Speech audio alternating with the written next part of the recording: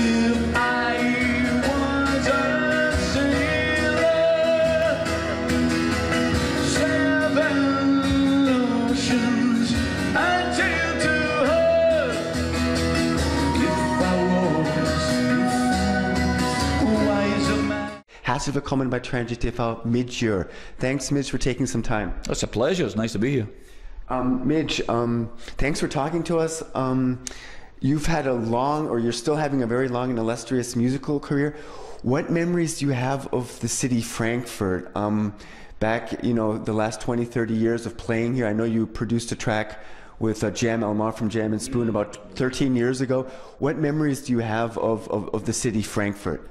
Well, Frankfurt, I mean, you know, Ultravox toured Germany a lot back in the 80s, and Frankfurt was obviously one of the main areas we played. I didn't know a lot about the music scene in Frankfurt. I knew a lot about what was happening in Dusseldorf with the electronic music, but I suppose more recently, yes, you know, working with Jam and Spoon was something that I knew about. But yeah, it's lovely being back here. It's good. Midge, you're part of the Rock Meets Classic tour that has known groups like Europe, Kansas, Sweet, and Thin Lizzy.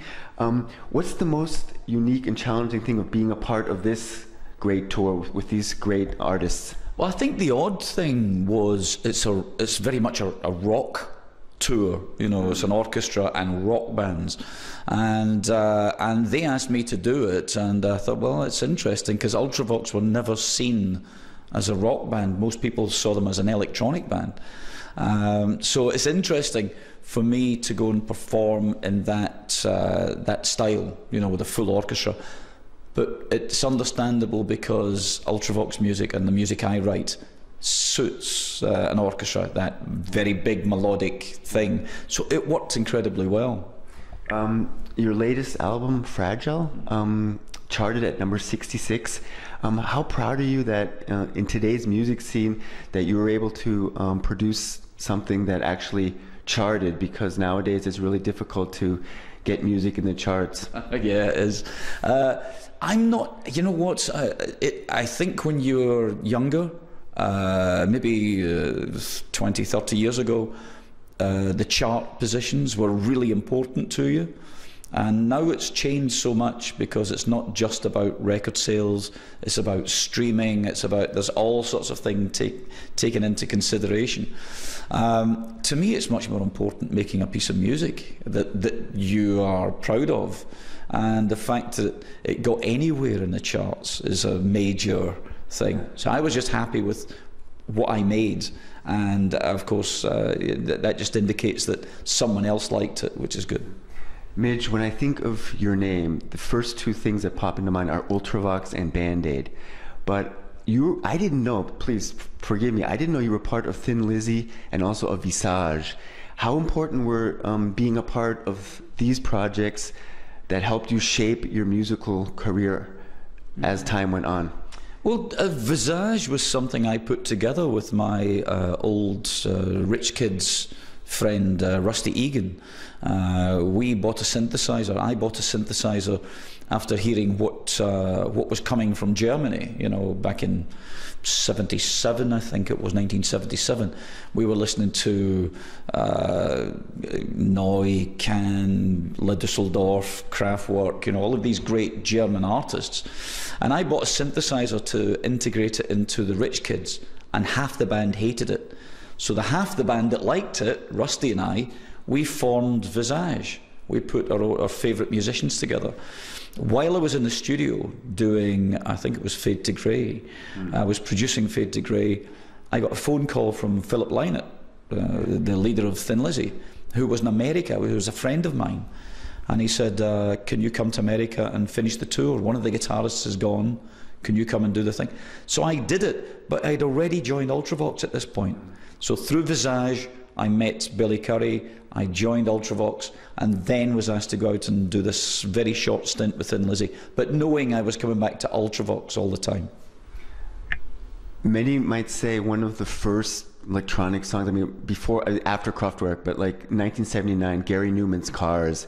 But there's so many early tracks that one could say, yeah, that belongs to the pioneer tracks. But one of those that many producers nowadays like to say, oh, one of the first tracks I listened to was Fade to Grey from Visage. When you guys were making that track, did you have any feeling that this track could have such an impact on this scene in the future? Not really. I think naivety, you understand, naive, when you're not quite sure of what you're doing. When you're young and you're naive, you tend to believe that what you're doing is interesting anyway. So if you make something that's interesting for you, hopefully someone else will like it. If you sit down and design to make music to appeal to everyone else, you'll not be happy. So when we were making Fade to Grey, Billy, the keyboard player in Ultravox, was touring with Gary Newman on the back of his success. Ultravox was still trying to find their way. I had just done the stint with, just about to do the stint with Thin Lizzy.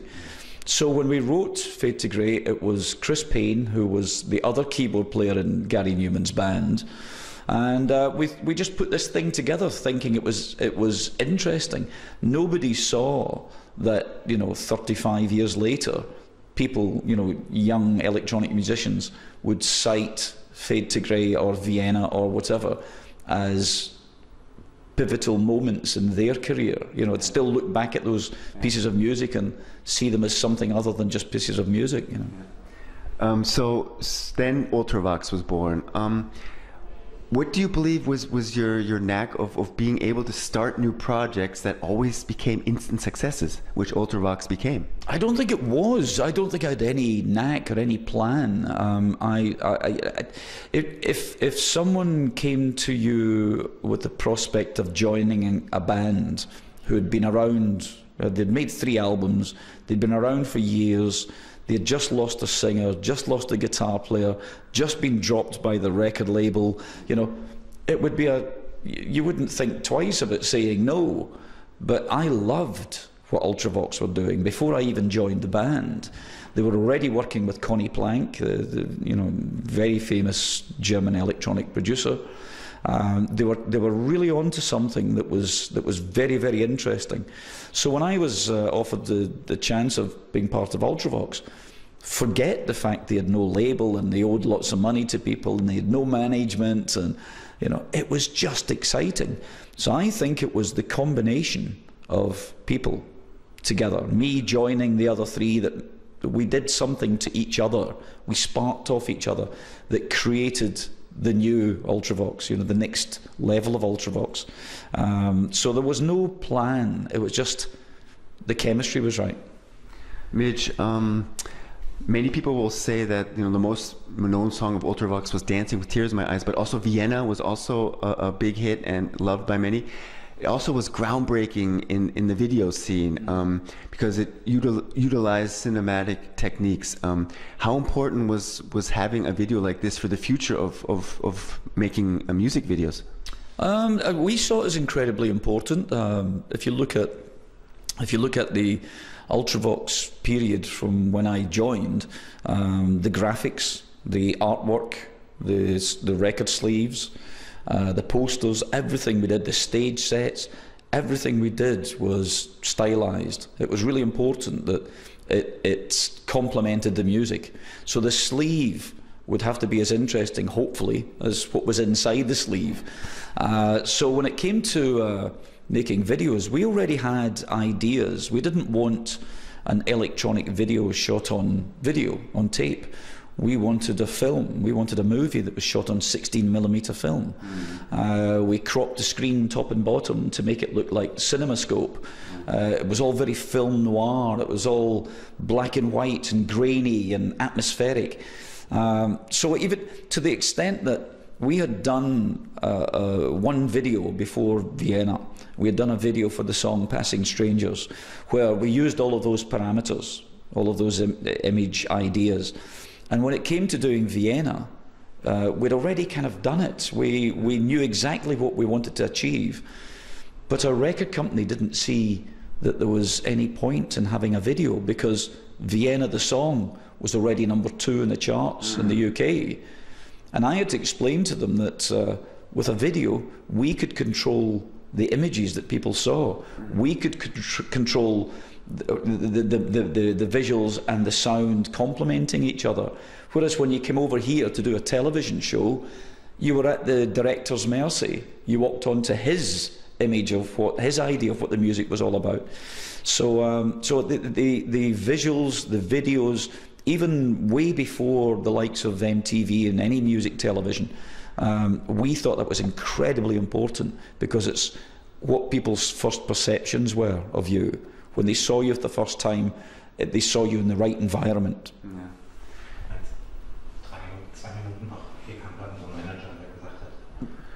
Okay. I'll keep the answer short. All right.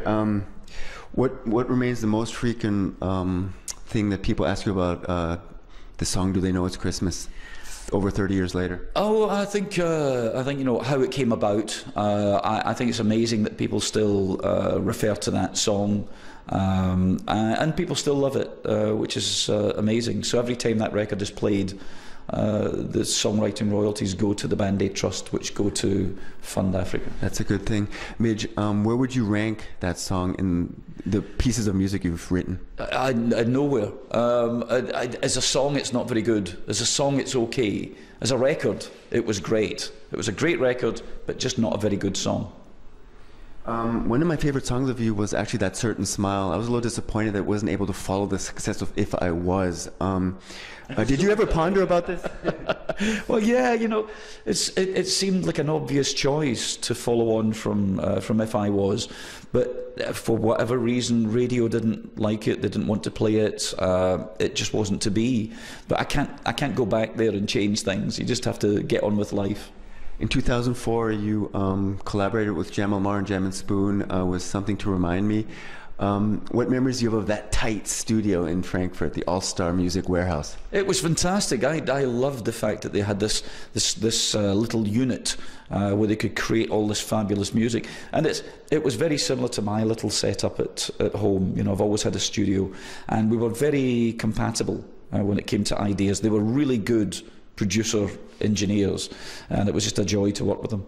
You're 62 now. What goals do you still have as a musician? Well, I'm 63. Sorry. No, it's okay. I think I prepared this last year, these questions. My big goal is to get through 2016 alive, because it's been a dreadful year for musicians. You love to cook. What's the most tasty dish that you make for your family and friends? Anything that's palatable, anything you can eat. Okay, we've come to the end. Last question, Midge. If this was actually your last gig, which it won't be, I hope not. You're going to probably have many more great gigs, but what will be the last track that you'll play, or the last piece of music that you will play before you end your last gig ever?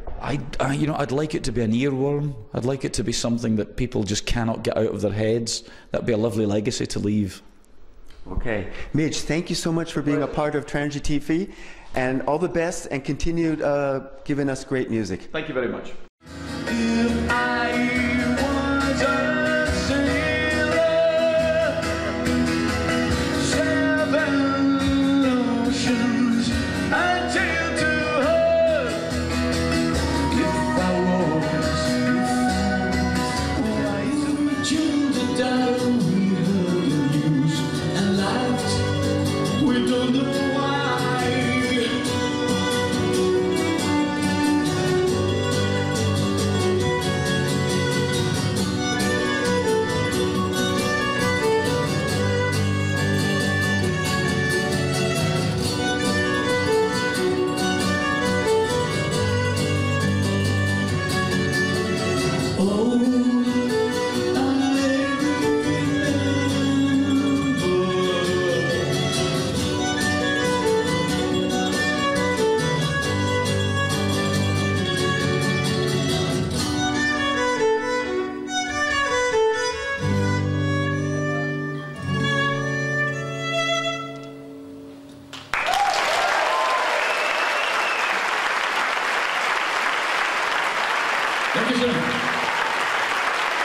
Thank you very much.